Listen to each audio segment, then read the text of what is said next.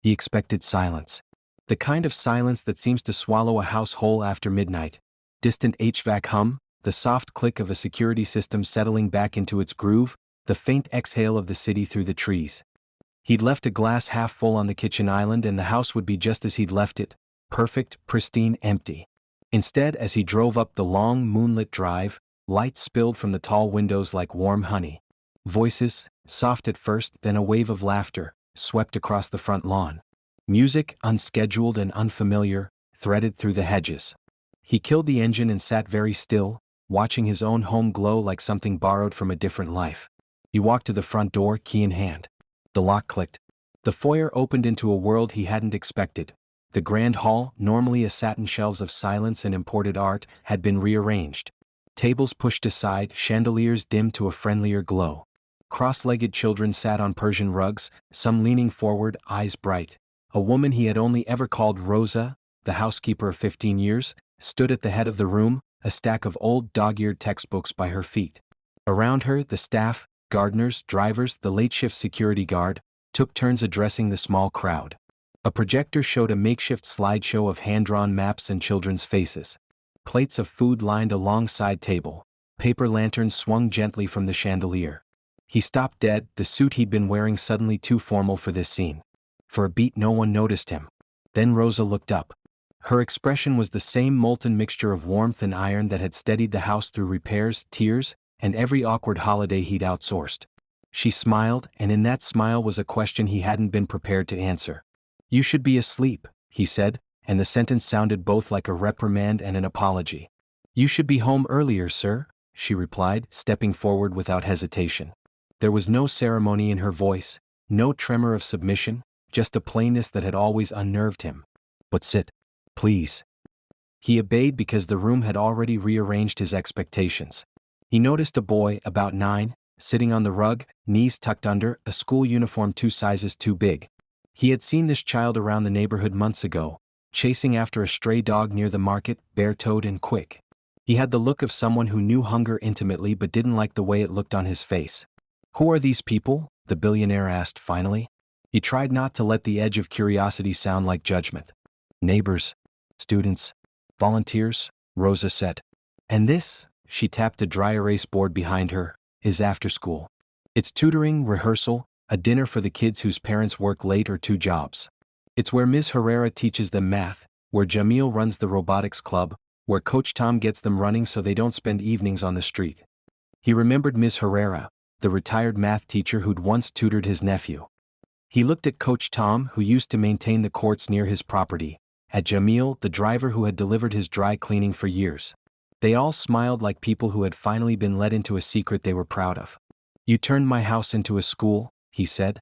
"You turned it into what it needed to be," Rosa corrected. "You left money, sir. You give. But your donations go through foundations and committees, papers and audits. Kids don't get a pen for 3 months waiting on signatures.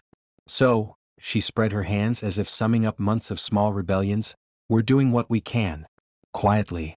He wanted to accuse her of trespass. He wanted to call his lawyer. Instead, he found himself asking, "Who authorized this?" Rosa cocked her head. "No one authorized us. We authorized ourselves." There was a murmur, a ripple of laughter like a flag being waved. The 9-year-old looked up at him, unblinking. "Are you the man from the building?" he asked. "The one with the gardens?" His voice held the practical mixture of reverence and suspicion children reserve for people who come from the other side of the day. "I'm Ethan," he said, surprising himself by offering his name aloud. It felt small, like a first-name greeting at a funeral, insufficient for the weight of the house. "And this is my home." "This is a home for a lot of people," the boy said simply. "Our home when our homes are at work." There it was, a clarity that cut through the noise. The truth sat plain as the projector screen. He had built this house as a testament to control. Architects, landscapers, interior designers, a team that could make gold look tasteful. He had never thought of what a house might mean beyond its walls and investments. For him, this place was a ledger line, an asset.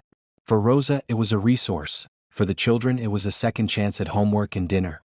He drifted between anger and an unfamiliar tug of shame, the kind that comes when you recognize your own absence mirrored in someone else's small, necessary industry. "Why didn't you tell me?" he asked Rosa.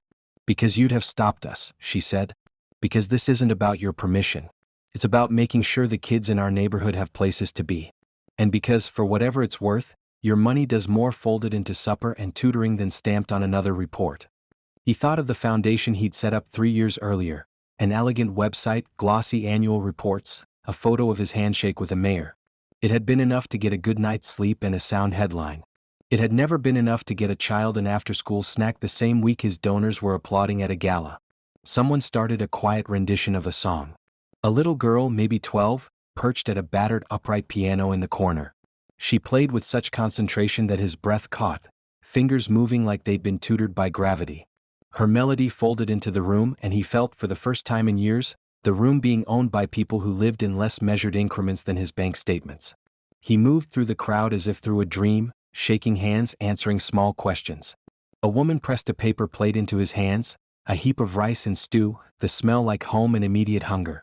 He didn't know who she was, but the food tasted like apology. He sat on one of the low chairs, knees knocking against the table, and ate. A man with a clipboard, someone from his finance team who must have followed him home, because who else would think to, arrived at the front, face drained of color at the sight. "Mr. Cole, we need to." "Not now," Ethan said. His voice sounded different, softer. "Not in front of them." The man who'd always seen the property as a line item swallowed. But the legal implications. Zoning. Liability. Rosa caught his eye and didn't flinch. "If you want to talk liability, sit down with the parents," she suggested. "Ask them if they'd trade after school for a guardianship. Ask them if they'd trade tutoring for a permit. You'll get answers." He felt the walls of his life, steady and tall, bending. The thing that had once been simplest, his ability to solve problems with money, felt suddenly like an inadequate hammer. These solutions required something else. Time, presence, the willingness to get hands dirty. There was a cost he had never accounted for. "Why keep it secret?" he asked again, more to himself than to anyone. "Because staying secret keeps it safe from bureaucracy and headlines," Rosa said. "Because the kids need continuity more than they need your signature." One of the children stood up. "Sir," he said, "are you going to help us? Real help? Not the kind you put in boxes and mail." Ethan looked at that small, earnest face and remembered a conversation from years ago with his father, an old man who'd made money with ruthless tact and then kept the same distance. "We can do this properly," he began, the rehearsed line he'd used when greenlighting projects. It sounded thin. "Properly doesn't feed anyone tonight," the boy said bluntly. "Properly takes forever." There was a hush. Ethan felt something loosen, an old armor sliding away. He thought of the fundraisers, the speeches, the efficient philanthropy that lived in bullet points and press releases. He thought of his mother, who used to bring leftover pastries down to a shelter without telling anyone. He thought of the hollow in his schedule where he had never fit other people in. "Then let's start by being improper," he said. They erupted into immediate, slightly chaotic gratitude. Volunteers offered 1,000 practical things. A contact at the school board, a retired librarian with boxes of books, an electrician willing to install extra outlets. A neighbor who owned a local deli promised a weekly donation of sandwiches. The finance guy, whose spreadsheets had always been his language, found his mouth forming commitments instead of caveats. Rosa watched him carefully as the room buzzed. "You'll have to change some things," she said. "Not everything can stay in order. And you'll have to meet people on their terms." "I can change things," Ethan said, and unexpectedly the sentence felt true. That night, he sat with Coach Tom outside under a tree, hands warmed by a paper cup of coffee. "You could have announced this," Coach Tom said. "You could have made an evening out of it, invited the press." Ethan smiled wryly. "I could have. But this felt like you all seizing something you needed. You were right to take it. People take care of people," Coach Tom said. "Some of us just need a place to do it from." Over the weeks that followed, the mansion changed. Rooms once reserved for seldom used things became art studios. A guest bedroom hosted an after-school science lab. The old billiard table turned into a tutoring center. The housekeeper's closet was refitted into a pantry.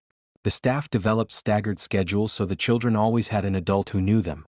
He attended occasionally, the way someone visits a garden he's planted. He sat in the back during a math lesson, listening, learning how to explain long division so a 9-year-old's eyes lit up. He was clumsy at first, awkward in sneakers, unpracticed at humility, but the children didn't care. They needed someone who showed up. News eventually found its way out, as news always does. Articles appeared with glossy photos and tidy quotes. Some reporters praised the transformation. Others questioned legality. Lawsuits were threatened, then set aside once neighbors testified. The foundation poured funds directly into the after-school program. Donors called, curious and eager. Many were inspired enough to start similar programs elsewhere. He hired a small staff to manage the community projects, professionals who knew how to steward both passion and dollars. At a winter celebration, hot chocolate steaming in paper cups, a string of hymns and pop songs, the boy from the neighborhood took the microphone. He'd been the first to ask for help, the small face that had punctured the bubble of money. "Mr. Cole," he said into the mic, "you have a big house. We like it. But more we like that you come." There was laughter, a few sniffles. "My mom says thank you. She says a house like this was already for people. She says it's about time someone remembered that."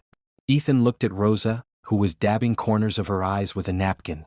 "I forgot," he admitted to no one in particular. "I forgot what home is for." "Home is what you make out of it," Rosa said. "Not where you keep things safe from the world, but where you keep the people safe." Years later, when asked by journalists how his thinking had changed, he said, "I learned that buildings don't need to be monuments to one life. They can be places where many lives are made better. It's messy and small and astonishing." He made a point never to use the word donation for what the house became. It sounded like an excuse. He preferred to call it stewardship. The mansion remained beautiful, more lived in now, not less. Paint was scuffed from running sneakers. The garden had wild edges where children preferred to dig. Portraits were still on the walls, but they shared space with children's drawings taped in new frames. He still had a calendar full of meetings, but he left gaps for homework help and community dinners. He learned to answer a child's question about algebra before a boardroom question about assets. He found that what he'd thought of as sacrifices were actually expansions. His life grew fuller, more unpredictable. One late night, years after he first opened the door to the secret school, he found Rosa sitting at the piano, fingers moving over an old, familiar melody. He sat at the kitchen island with his coffee and watched the house breathe around him. No longer just walls and art, but a chorus of lives, messy and luminous. "You changed a lot," he said quietly. Rosa didn't look up. "We all did," she said. "You just had the keys." He stirred his coffee, feeling the weight of that sentence like an honest accounting. He had the keys, yes. He'd always had them. But it took him a long time to learn the ways a house could be unlocked. Outside, far down the drive, the city hummed on, indifferent and brilliant. Inside, children were sleeping on cots in the guest wing, a faint radio murmuring stories of the world. He stood and went to bed, but he slept differently now, with his door slightly open and his phone turned off, because for once he wanted to be surprised by the next thing that might happen in his house.